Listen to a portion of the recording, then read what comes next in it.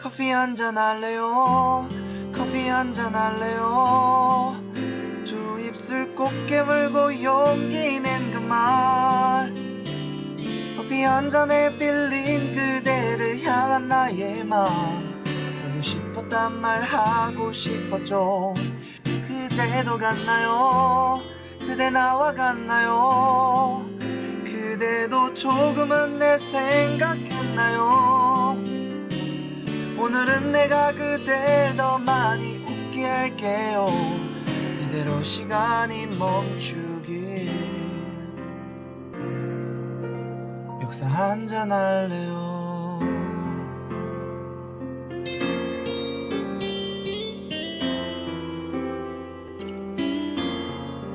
우철쌤의 역사 카페.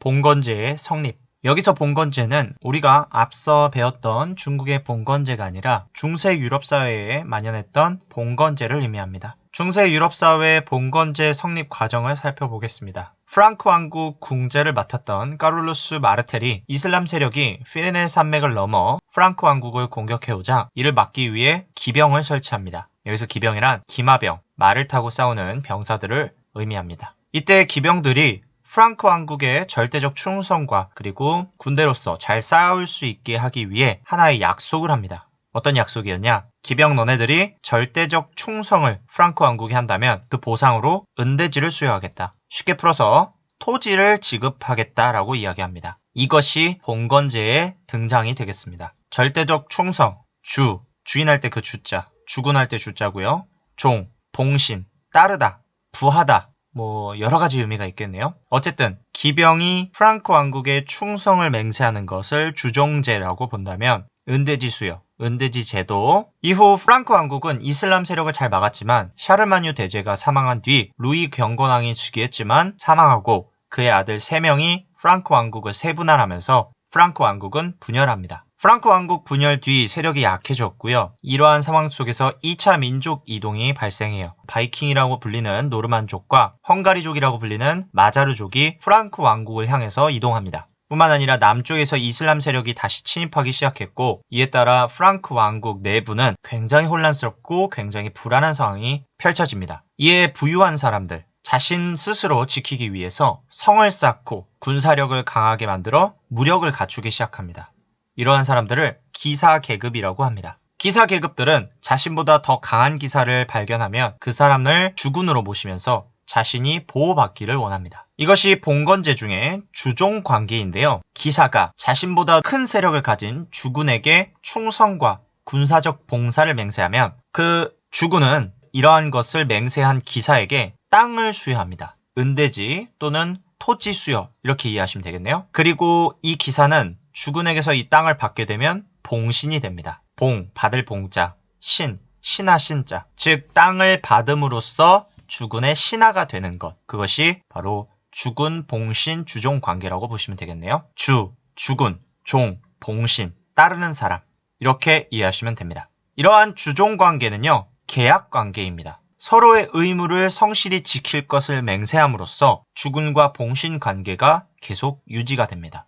그리고 이러한 관계는 계약 관계이기 때문에 한쪽이라도 계약을 지키지 않으면 즉시 파기가 가능합니다. 즉시 손절을 할 수 있습니다. 그러면 주군과 봉신의 권리와 의무는 어떤 것이 있을까요? 주군은 봉신과 따르는 사람과 그리고 그 따르는 사람한테 준 영토를 보호해줄 의무가 있습니다. 그래야 봉신들도 주군을 믿고 따르겠죠. 그리고 만약 봉신이 주군에게 충성을 맹세하지 않거나 군대를 보내지 않는 등의 맹세와 어긋나는 행동을 했을 경우 봉토를 몰수할 수 있는 권한이 있습니다. 다음으로 봉신의 의무를 살펴보면 주군에게 충성해야 하고, 그리고 주군이 필요할 때 군사적 봉사, 군사력을 보내던가 경제적으로 지원을 해야 합니다. 주군과 봉신이 서로 이런 약속을 지켰을 때 주종 계약 관계가 유지가 되는 겁니다. 유럽에서 맺어진 주군 봉신 관계는 여러 가지가 있습니다. 국왕과 제후가 주군과 봉신 관계를 맺었고요. 여기서 제후는 여러분들이 한 번쯤은 들어봤을 공작, 후작, 백작, 자작, 남작 이러한 직책을 가진 사람들이라고 보시면 되고요. 국왕이 또한 수도원장과, 수도원이라는 것은 기독교의 깨달음을 얻는 학교와 같은 곳이고요. 국왕과 대주교와도, 대주교는 각 지역에서의 교회를 대표하는 사람, 교황 바로 밑에 있는 사람인데 이들은 종교적 세력이기 때문에 자신을 보호할 만한 그런 세력을 기르기가 어려웠겠죠.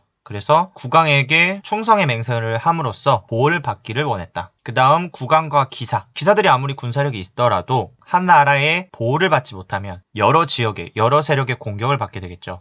따라서 한 나라의 울타리 안으로 들어가기 위해 왕과 주군 봉신 관계를 맺습니다. 주종 관계를 맺어요. 이렇게 왕이 주군이 되는 경우가 일반적이라면 이러한 경우도 있습니다. 제후가 주군이 되고 그 밑에 하위 기사가 봉신이 되는 경우도 있어요. 아무래도 일반 기사가 혼자서 왕에게 나아가서 주군 봉신 관계를 맺는 것은 어려운 일일 겁니다. 그래서 자신의 근처에 있는 제후에게 주종 관계를 요청하여 바로 가까이에 있는 강력한 세력인 제후의 보호를 받는 것도 좋은 방법 중 하나였겠죠. 넘어가기 전에 잠깐 중국의 봉건제와 유럽의 봉건제 차이를 좀 알아봅시다. 중국의 봉건제는 혈연 관계로 이루어져 있습니다. 중국의 천자가 넓은 땅을 혼자 다 통치할 수 없으니까 혈연 관계, 친인척의 사람들을 각 지역의 땅을 주어 천자 대신 다스리게 했습니다. 아무래도 아무것도 모르는 사람보다 가족 관계가 더 믿을 수 있고 천자의 의도를 전달하는데 더 효율적이다라고 생각을 했죠. 반면에 유럽의 봉건제는 계약 관계였습니다. 주군과 봉신이 서로 해야 할 일들을 착실히 하고 맹세한 것들을 잘 지키기만 한다면 이 관계는 유지되고 그렇지 않으면 손절해버리는 그런 관계라고 보시면 되겠네요. 다음으로 여러분들이 알아야 될 것은 봉건제라고 하면 주종 계약 관계와 더하기 장원제라고 했습니다. 장원제에 대해서 배울 겁니다. 주군은 봉신이 충성을 맹세한다면 영토를 주어야 합니다. 이때 주군에게서 받은 봉신의 영토는 특징이 주군이 절대 간섭할 수 없습니다. 오로지 봉신만이 이 땅에 간섭을 할 수 있어요. 그리고 이 봉신은 이 땅에서 장원제라는 걸 운영합니다. 장원제란 자급자족, 필요한 것을 스스로 만족한다라는 뜻으로서 내가 이 땅을 통해서 잘 먹고 잘 살 수 있게 하는 그런 것을 자급자족이라고 합니다. 이걸 위한 농촌 공동체가 장원제다. 이러한 장원에서 일하는 사람을 농민이라고 하겠죠. 그런데 이 장원에서 일하는 농민을 농노라고 부릅니다. 여기서 노자는 노예할 때 그 노자인데요. 쉽게 풀이하자면 농사에 있어서 노예다. 하지만 그 외의 부분에 대해서는 자유다 라는 뜻이 바로 농노가 되겠습니다. 네? 무슨 말이시죠? 주군이 봉신에게 영토를 줬을 때는 그 땅만 준 것이 아니라 그 땅에서 농사 짓는 사람도 같이 준 것입니다. 따라서 그 땅에서 농사 짓는 사람은 다른 데로 벗어나서는 안 돼. 봉신의 소유가 된 거예요. 그렇기 때문에 이 농민들은 그 토지에 묶여있는 상태, 예속된 상태가 되겠습니다. 따라서 마음대로 이사를 갈 수 없다라는 그런 제한이 있네요. 그래서 농사에 있어서는 노예다. 하지만 그 외의 것은 자유롭게 둔다. 이게 농노의 특징이 되겠습니다. 그래서 이 봉신의 영토에서 살고 있는 사람들은 봉신에게 세금을 납부하게 되었고요. 봉신 영토 내에 설치된 시설물에 대한 사용료를 내는 방식이었습니다. 이러한 그림을 여러분들이 멈춰놓고 살펴보시기 바랍니다. 자, 넘어가기 전에 농노는 노예가 아닙니다, 여러분들. 농노는 농사에 있어서 그 농토에 있어서만 묶여있을 뿐이지 일반적인 노예와는 다릅니다. 노예는 주인의 재산 취급을 당합니다.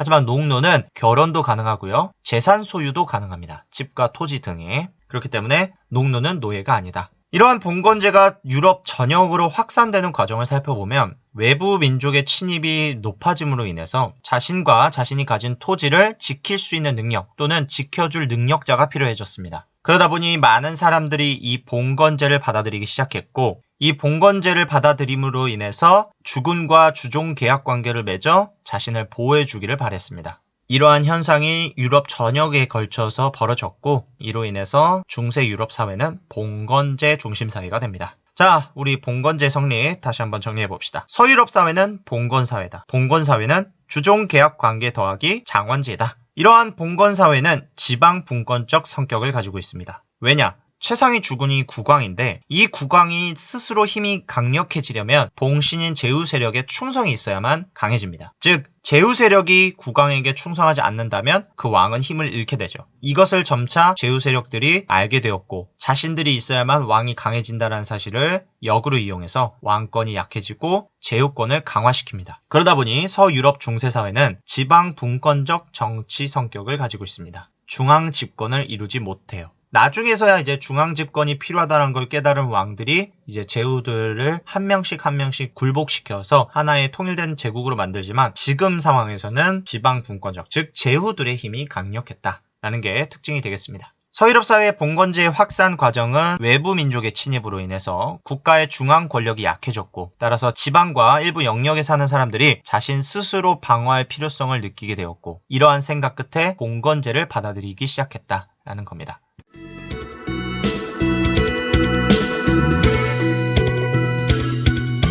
따라하면 돼요. 카운터 줄게요. 어렵지 않아요. 단순하긴 해도 힘이 될 거예요. 행복의 주문 하나 둘 셋 넷. 행복해져라 행복해져라 행복해져라 행복해져라 행복해져라 행복해져라 행복해져라 행복해져라.